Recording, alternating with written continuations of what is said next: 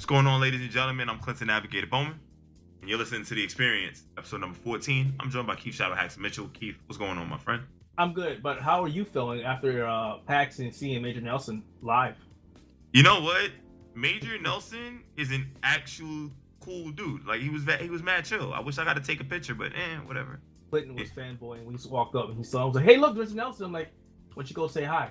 No, I can't do that. Nah. It was just more or less, let's go get him on the podcast. And I tried to go catch him, and I was too slow because I had to get around people. He did a linebacker move on your like, peace. Yeah, he probably would have Eddie Lacy. Nah, Eddie Lacy can't move. That being said, let's just really jump right into things. But PAX East was actually pretty fun. I'm not gonna lie. Might be a lot easier if there wasn't so many people there. Oh man. Speaking of which, they sent you out a survey. Fill it out and make sure you put that in there. Oh, I didn't get the survey yet. I got it. Too many people. Other than that, it was fantastic.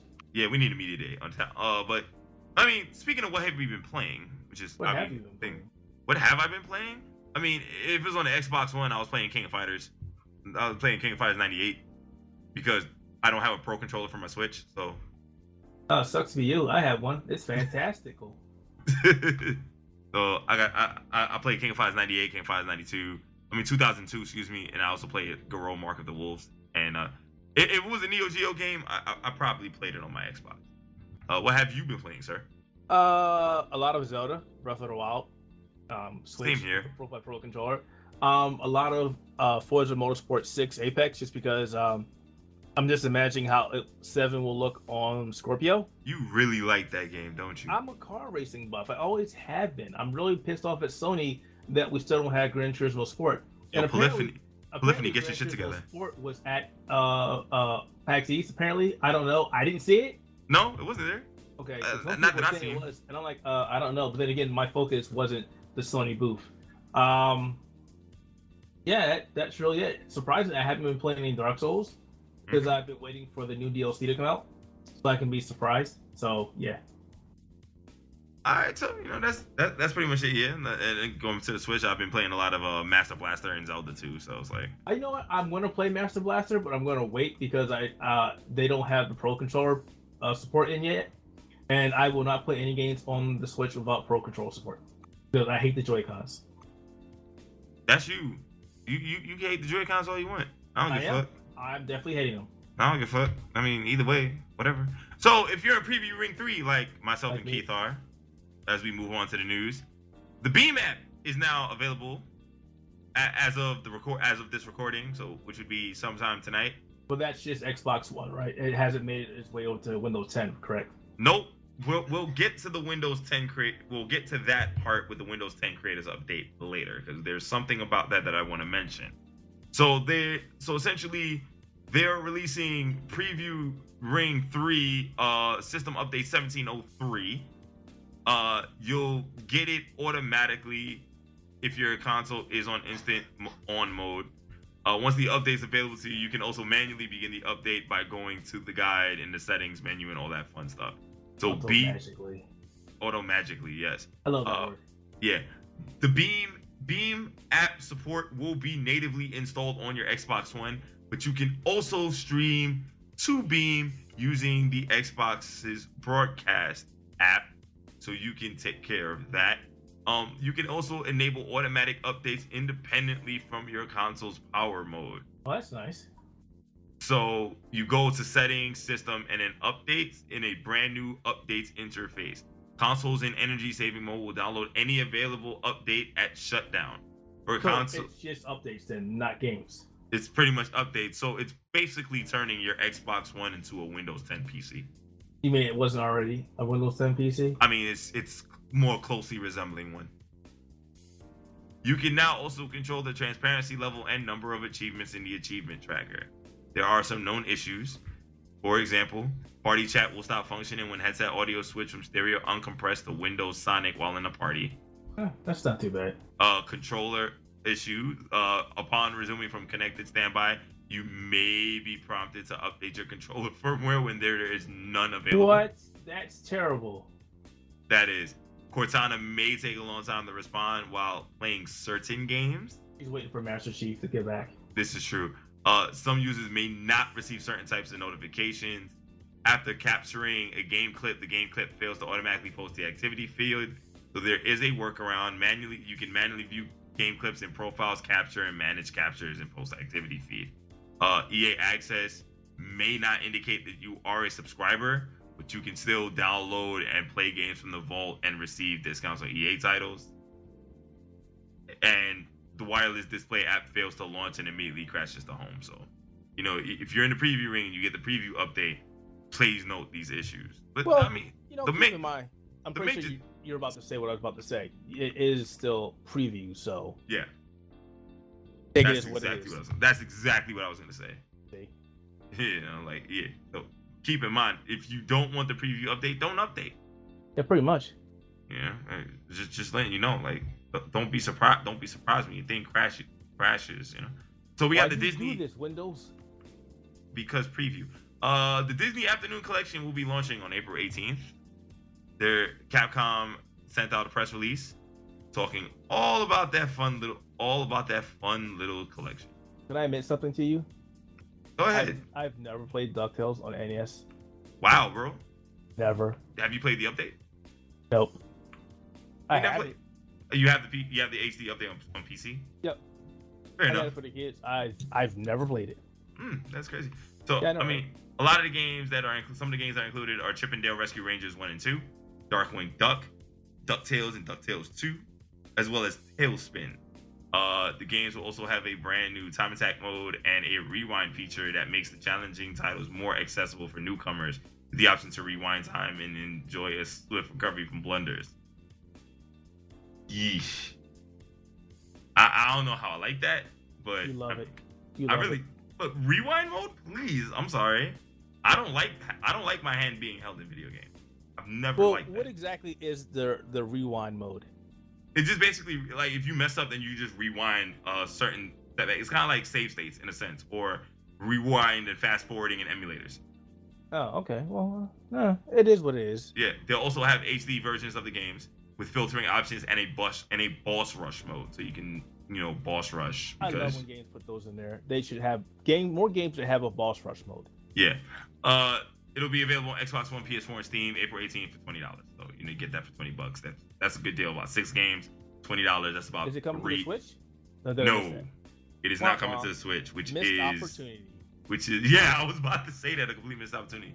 These are Nintendo games. This should be on the Switch. Why are we talking about the Switch on the Xbox and on a PC gaming podcast? Because Apple WebKit. What is that? I've never heard of that. Apparently neither has Nintendo. Oh, shots. So let's talk about PlayStation Now. Now, PlayStation Now revealed the thing that's got all the Sony fanboys pissed off. So PlayStation 4 games are now coming to your Windows PC with PlayStation Now. Let's really sit there and honestly put it into perspective. PlayStation Now is still streaming games. Xbox Games Pass is pretty much allowing you to download games onto your Xbox. I don't know who the winner is, but if I was Stevie Wonder, even I could see that Xbox Game Pass is still a better deal. You know who's the winner here? The gamers. PC gamer. Yup, the PC gamer. Like, hey, we're getting all these games. So let me jump into this one because I've been fighting a lot of people on Twitter. Some of my friends, some are people that I just troll all the time. And they're getting pissed off that PlayStation Now is now supporting a PC in regards to PlayStation 4 games. Now, I don't know if anybody can remember when Sony first announced PlayStation Now, but they did say that maybe PlayStation 4 games would come to the service. So I'm not sure why everybody is shocked about this announcement. The fact that they killed PlayStation Now on Samsung TVs, on PlayStation 3, on PlayStation Vita, and only supported on a PC and PlayStation 4, you had to know something else was coming because they pretty much killed the value of the offering. So it's still a streaming service. There's still going to be some kind of lag or latency introduced when you're playing the games, unless they initially do something what Microsoft has done with Game Pass and lets you download games. Otherwise, it's still not the biggest deal out there. A lot of games like racing games and fighting games and shooting games aren't going to be very good on the PC just because, well, latency. Uncharted is not going to work on that. Nobody wants to shoot a gun or do a freaking uppercut and they come out 2 seconds later. That's not good. So we'll have to see what Sony does. Cloud-based gaming is simply not there. But I really have to spit some real knowledge because this is really bothering me.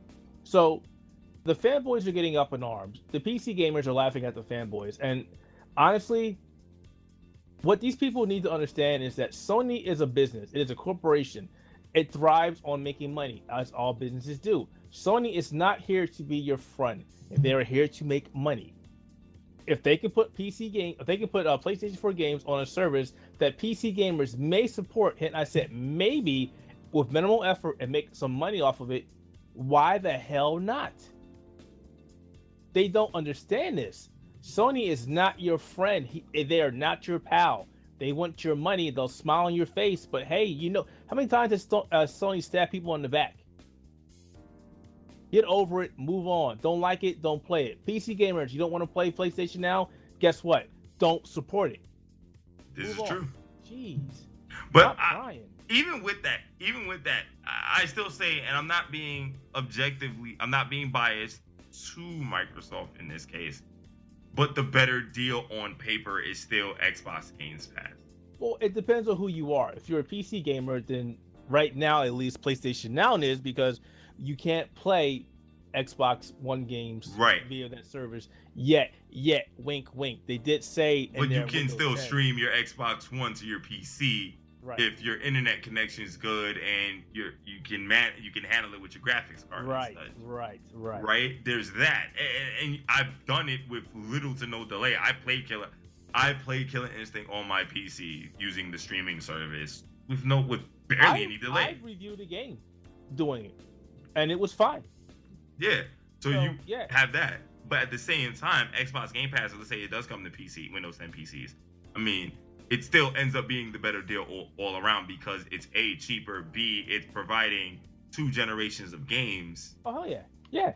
Of course. And especially games that came out in the last year.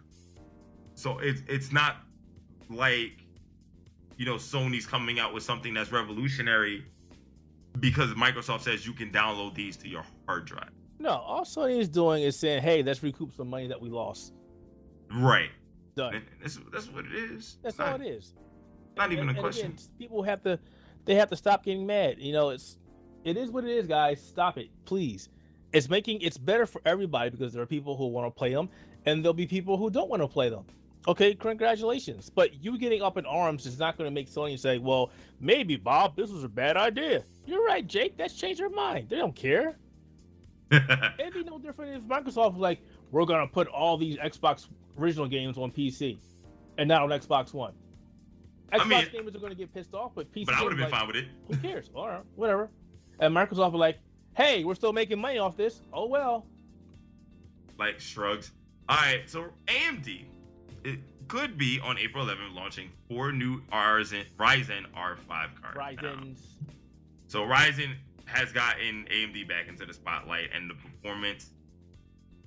I've asked a couple questions at PAX, and Ryzen, at least according to the people that talked about it, especially Joker Productions who we talked to at the Logitech booth, Keith, he stated, I'm just going to mostly quote him, he stated that Ryzen is really good for video production. So it's good for the media studies and the filmmaking side of the industry and the people that record the games and the YouTube content creators and stuff. That's what that's good for. At least that's what I gleaned from what he said.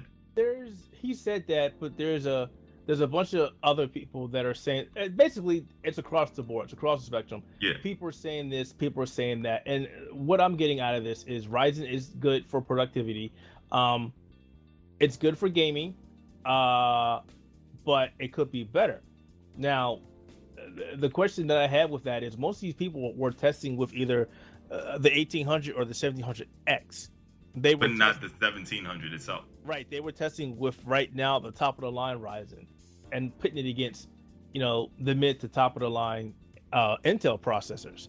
So the more interesting point is going to be when they start testing the middle ground processors, the ones that average people are going to buy, because the 1700X was what, $399 and the 1800 was $499. Yeah.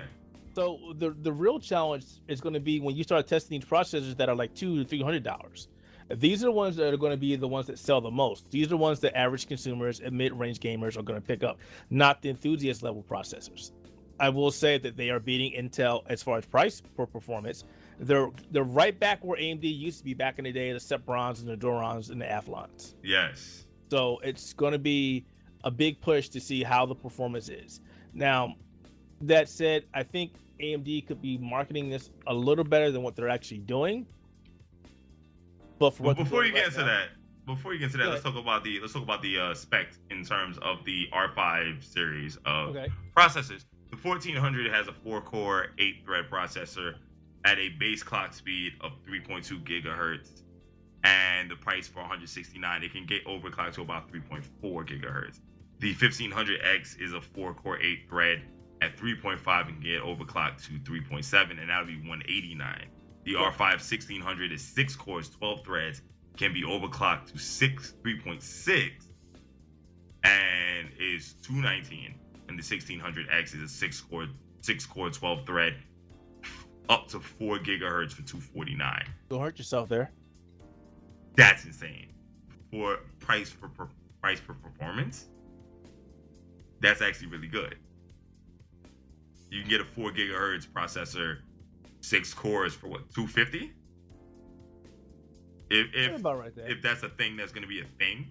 You know, honestly, I think, and this is just talking outside of that, I think the one thing that's really going to hurt AMD as far as that is the form factor. Right. At least for me, I really thought about getting a Ryzen chipset just to replace my streaming 4K TV PC. Yeah. But this PC is a mini ITX, and right now AMD does not have mini ITX just due to how their motherboards and specifications are. I don't think they'll have mini ITX. AM4? Yeah, they won't have that for any time soon, which hurts. We'll have to wait and see what happens with that. But performance-wise, like I said, yeah, it's across the board. But everything that I've seen so far has been pretty positive. There is some issues with some games not getting close to Intel. But then again, this is still a new architecture, and developers will need to learn it, basically. I give Ryzen a couple months, and then I'll revisit that. But right now, it's nice to see that AMD, again, is back in the spotlight. And maybe they're giving Intel a run for the money. Maybe they aren't. Right. Maybe Intel is like, well, welcome back. About time you got your ass off the ground. Because again, AMD has been sitting in sidelines for years. Intel's been running the show. So if anything comes out of this, and I think we've seen it so far, is that Intel will have to drop the prices of the processors. They will have to. Because it's still pretty goddamn expensive. Fuck yes, they are. And that's the thing. I mean, we got micro ATX AM4s, but we don't got mini ITX, which is kind of bothers me. I mean, it doesn't affect me because my motherboard is a micro ATX, so I can mess with that and just go ham, because why the hell not? But I'm really anticipating Ryzen taking the charge. I mean, if I was gonna go build a brand new computer right now, I would probably end up going for the Ryzen 1440 for immediate HTPC, the 1400 for HTPC. I'll wait to see performance out of them first. Yeah, I mean, obviously you gotta wait for that, but I mean, for a media center PC, I mean, yeah, I'd go there. That might be overkill. I mean, it has to be cheap. It depends on what you're doing. Like if you're running, Plesk, or if you're doing some kind of transcoding, then perhaps. Yeah, I mean, I was gonna basically run emulators off of that stuff just to get the extra power and do video and stuff like that. That's a waste of a processor if you. I understand that. I perfectly understand that. I'm just saying, just to show off the new technology. I'm like, hey. That's the thing. Windows 10 Creators Update sign-off will begin this week. The process is going to begin this week. After several months of devs, Windows 10 Creators Update is just about ready for prime time. So we're getting into that process. So Microsoft should be beginning its internal sign-off process, in which the company will compile the RTM candidate and then select the release candidate for the insiders to test before deeming it good enough for the public. So more than likely, April 11th will be a release date for the Creators Update, with other devices expected to get the update before May. They need to hurry up and get it out there. That's all I gotta say.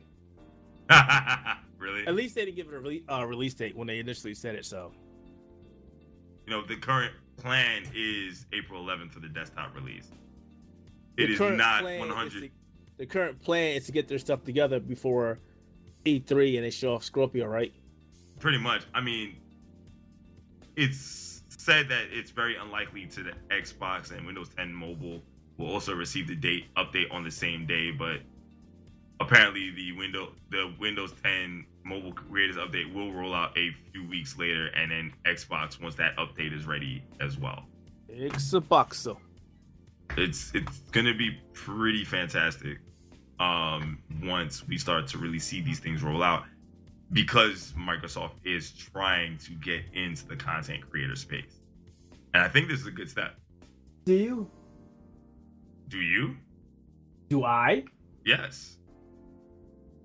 I mean, you're kind of questioning it when the way you asked me. I figured you have a little trepidation or some kind of a mixed feelings about it. Yeah, about this. I honestly, I really don't want to say anything and then be wrong versus just waiting to see. I would just say it, and then if you're wrong or right, admit it when the time comes. I mean, if you got to say it, voice your concern. Okay, so you say it's a creator's update, okay? Yes. But outside of the beam, what exactly are you providing? I mean, you say content creator, who are you referring to? Are you referring to actual content creators that do productivity work? Or are you talking about streamers, YouTubers, people use Twitch? What exactly are you referring to as far as content? What am I referring to in terms of content? No, them. Microsoft. I mean, keep in mind when they introduced the creators update, they were talking about, doing 3D right. drawing. They were talking about actual development and things of that nature, right? As well as game broadcasting and 4K gaming and such. They went all around. They went all around with that when they unveiled that information. Right, but it's still they haven't been really. I don't want to say forthcoming because they've been very forthcoming. They haven't marketed properly. Like if you were coming at me as a gamer, you would say, "Hey, beam. Hey, low latency. Hey, this is going to be awesome. Hey, you got DVR functionality now that does more than this. Cater to me." And then if you would cater to me as a developer or coder, hey, this has an improved API. Hey, this has more functionality. You know what I'm saying? Don't throw it all together in one bundle. Say, this is for you and this is for you. I mean, I don't have any opinion on that. I know what I wanted and I saw what I wanted. I said, you know what? If I'm going to be doing broadcasting and stuff, I'll take advantage of that. I'll take advantage of what they give. Obviously, it's just for Microsoft, obviously. Yeah. Because, well, yeah. Yeah. So there's also that broadcasting as far as Beam, which is still a fantastic service, but again, Beam has to fight a very uphill battle, and we saw that firsthand at PAX East when more and more people are looking at YouTube now as well on top of Twitch. So Beam is fantastic. I really like it, but man, I mean, they had their audience. This is starting to look like the Microsoft, Sony, Nintendo race from years ago, PlayStation 2 era. Yo, word, right? I mean, when they first get into the thing, but obviously, eventually, keep in mind, the Xbox 360 did surpass. So you never know. I'm not going to get into that argument because it did surpass, and then that's what I'm saying. You never know. Again, like I said, you never know. You never know what can happen. I'm not gonna sit down there and be like, I'm gonna certainly say this is gonna be a thing. I'm just gonna say, look back at history and then make your own inferences. So to close out the news section of the podcast, the Xbox platform lead stated, Bill Stillwell on Twitter left a little bit of message talking about backward compatibility. A lot of people have been talking about backward compatibility, mostly bitching at the fact that, where's my Black Ops 2? Where is my Black Ops 2? Who am I kidding? I don't care about that damn game. Where is it, though? So, Stillwell pretty much stated, and I'm going to paraphrase it because it's very, very long. It's largely up to the developers. It's not even up to us. We could want something, but if the developers don't give us the okay, we can't really do anything. it is important to remember that the backwards compatibility releases have always ebbed and flowed. Like in the industry, some months are loaded and others are light. We're still 100% committed to the program. I expect big releases in the near future. But like the holiday season, big bi-weekly releases of titles are unlikely to happen each and every month. That makes sense. Releasing a big popular game, even as a re-release to the backwards compatibility program, is a heavily orchestrated event. Publishers often have target dates that coincide with other initiatives such as sales or related titles that they want to maximize the release. They also have long-term business relationships, and they want to continue them to develop great news for the console. They should take a page out of Sony's playbook and try and see if they can limit it to like 2 or 3 a month, and also ask the fans, hey, which games would you like to see, and try and get the initial focus on those. Right, I definitely agree with that, but again, it's still up to the publisher as well. Well, yeah, but that at least gives you some insight. It was like, hey, we have this huge following of people. Well, didn't they necessarily do that with their survey thing where, you can vote for which games you want to come? I don't think they did. They did that when it launched. Yeah. It's still active. Right now. Like, look at it right now. What are the 3 top games you want to see on Xbox One from Xbox 360? You talking about me personally? Yeah. Street Fighter Third Strike. Uh-huh. Super 4. Uh-huh. Well, Ultra 4, excuse me. Third Strike, Ultra 4, and Puzzle Fighter. At the very least, Puzzle Fighter. Now, wouldn't it be a lot better for you if you could just like, hey, these are the games I want, and have a giant petition or survey put in place for Microsoft and them getting out the feedback and like, all right, Capcom, these are the games that these people want, when we're fully committed to bringing it to the game. So, I agree. What do we need to do to make this happen? No, I definitely agree with that. Yeah, I think that's something they should probably try and pursue. It would make things a lot more streamlined. I don't know. Like I'm just trying to see it from where you're seeing it at, and I do see it, but at the same time, it's like I understand the struggle that Microsoft is having, because having to rely on other people is kind of hard in a lot of ways, especially since you have to optimize. And on top of that, keep in mind you have to optimize these games to work on the Xbox One. So there's that too.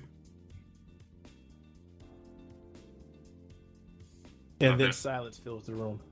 Of course. And silence fills the room. Says you don't want to say nothing. Making me sound like an idiot. Well, you let yourself a lot. Anywho. Yo, I need you to hold this L right now. I need you to hold this L right now. What you talking about, son? The L? What L? You mean like that L you did at PAX? Oh, what are you talking about? What L?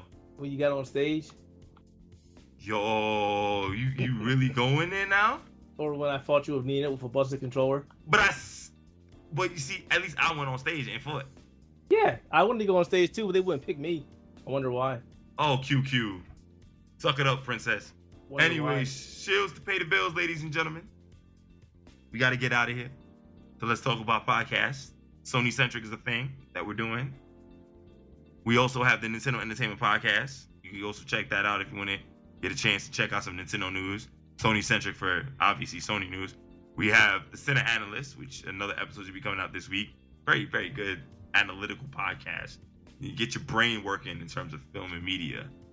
Also, we have the A1 Podcast, which is the monthly anime podcast. And before I forget, yo, make sure you go to twitch.tv/the Outerhaven net. Check out myself and Carl Smart. Talk Power Rangers until like the 31st. I don't stuff. God damn it. Yeah, we're gonna go geek. We're gonna go geek out and talk shit about Power Rangers, because Power Rangers totally deserves the shit it gets for being as cheesy and corny as it was. But it's still great TV. Well, I was gonna say, wait, you watch that stuff? I watch that stuff. Listen, it's corny, it's cheesy. You gotta admit it. It's corny and cheesy. It's totally cheesy. I mean, it's as cheesy as Gundam. I'm just saying. Whoa, Gundam is serious. Fuck that. Gundam. Yo, is nah. Yo, if you go back now and watch the OG Gundam with freaking, with Char and all of them. That and shit was serious. That was a space opera. Gundam was serious. It was a space opera, but it's cheesy now. It killed people off and talks about politics. What the fuck did Power Rangers do? It is cheesy. Yo, talked about recycling, but it is cheesy now. It is cheesy. I can't even say that with a straight face. I'm sorry. Hell, even the Gundams nowadays is all they talk about is politics and man, the recent Gundam's just like killing people off left and right. Well, you have to also understand. You have to also understand when it comes to Gundam, you know, Gundam has been the catalyst for Japanese animators to kind of like touch on politics and stuff. Because it's like Gundam. Well, Gundam was one of them, and I think Voltron as well. Go Lion. Nobody knows that it's Go Lion in the States. G Gundam was cheesy as hell. So was Gundam Wing. Yo, speaking of Carl May Smart, which is why I hate Gundam Wing. I don't know. Yeah, Gundam Wing was kind of weird in his own right. Gundam Wing was garbage. Yeah, it was kind of weird in its own right. I mean, but then again, the political aspect of things. I think the only Power Rangers that really got super political, and it wasn't even technically political, was like Time Force and SPD. Other than that, like, you know, cheesy as fuck. You're cheesy as fuck. Anyways. Yeah. So we getting out of here. Keith, final thoughts before we get the hell out of here. Final thoughts. Hey, we got accepted at E3 again. Let's see if we finally go this year. Oh God, yes. $2,000 to go to California and get a hotel and all that fun shit. What? Well, who's spending $2,000? The wife and the daughter wants to go stay with her family. We have family in California. So you get in LA? Yep. Oh, they could just stay at the house. You save money on the hotel. Well, that's what we're working on. Yeah, you save money off the hotel. All you gotta do is pay for the flight. Me, I gotta get an Airbnb and all that shit. So, you know, I'll probably be spending like $500 to go to E3. It's $500 to fly. Nah, son. What you talking about? I can get it for like $350. Don't go on no damn Spirit airline and not make it there. I said, yo, Spirit Airlines, yo, they could hold this L. I'm not going on that plane. I'm talking about Delta, yo. Shouts out to skiplag.com. Yeah, don't do fucking Spirit. No, hell no. Yeah, but E3, we got a lot. We're not going for the conferences on the weekend. No, the weekend conference. Oh, you're going for the weekend? I'm gonna try. I'm trying to hit up Microsoft to get an invite. Yes, I most definitely am. I mean, I don't think I will because, you know, I still kind of work until the end of the school year. There's that. We also have plans. I also have plans to go to GenCon in Indianapolis because I can stay with my older sister. So, shit. Board games. And then we also got PAX Unplugged. Let's go. Say board games. PAX got you covered in Philadelphia come November. Like, yo, I've always wanted to go to GenCon because GenCon is actually one of the biggest board game conventions out there. Yo, in Indianapolis. I'm waiting so good. I'm waiting for a PAX Unplugged because first of all, it's in my backyard. Yo, can I stay over? So you gotta ask the wife, the master, the mistress, the owner. I saw at least. Anyways. Technically my backyard. All I gotta do is take the train to Philly and I'm done. Oh, hop on the SEPTA and just go to 30th Street? Yup. Done. And then we got and I think we got New York Comic Con coming up and Otakon coming up. I kind of just want to go to Otakon and take cosplay pictures. That's it. Yeah, I'm not going to Otakon anymore. I told you guys, I'm done for Otakon. I was gonna say just go take cosplay pictures. Shit, I'll come get the camera. Freaking Otakon is in Washington D.C. now. Yeah. Done. Like I said, Keith, I'll come to get the camera. Done. Other than that, we got a lot of good stuff going on. It's just check out our PAX coverage. And check out we're gonna start really working on I got my hands on the Hauppauge PVR 60. It's really good. But didn't get a freaking Elgato HDS or listen. I paid $100 for this. Yo, Elgato, hook us up. We want to start streaming more stuff. My friends need 60 frames per second hardware. Well, I got the ACR PVR 6, the HD PVR 60 from Hauppauge. I'm gonna review that. You gotta test that out. It records really well. I just got to test out the streaming capabilities. Other than that, the recording is freaking crisp and clear. Like I recorded like myself playing Blaster Master Zero, and it came out really well. I'm gonna try it with like Legend of Zelda Breath of the Wild, and then I'm gonna hook it up to the Xbox and just go from there. So I'm just gonna put it through its paces this week. Yeah. So that's about it. We get the hell up out of here, man. Yo, catch us next week. We're gonna start putting up this podcast on Thursdays. So, you know, we said we're gonna do Mondays, but beginning of the week work. I really can't. I'm sorry. Like I'm so tired at the beginning of the week. It's not even funny. Listen up. You know to fix that? You should totally work my job and see how tired your ass is gonna be at the end of it. Only if you do my job, and if you mess up once, you get sued. that just makes you stressed. Yeah, it does. It makes you stressed. I am physically tired after working with these kids. Okay, I love my kids, but I just get physically tired. That's just what it is. You should actually have your own kids and then see how tired your ass is. Oh, dude, I practically raised my little sister, dude. I have I have an inkling. Just one. Just Try one. when you do 12. Come back at me. Jesus Christ, man. Remember, my parents were foster parents, so yeah. Good point. That being said, ladies and gentlemen, if you're a PC gamer, enjoy being part of $35.8 billion in gaming revenue for 2016. If you're a console gamer, QQ 7 billion. Oh well. See you next week. You really just did that shit? Oh yes, my I God. did.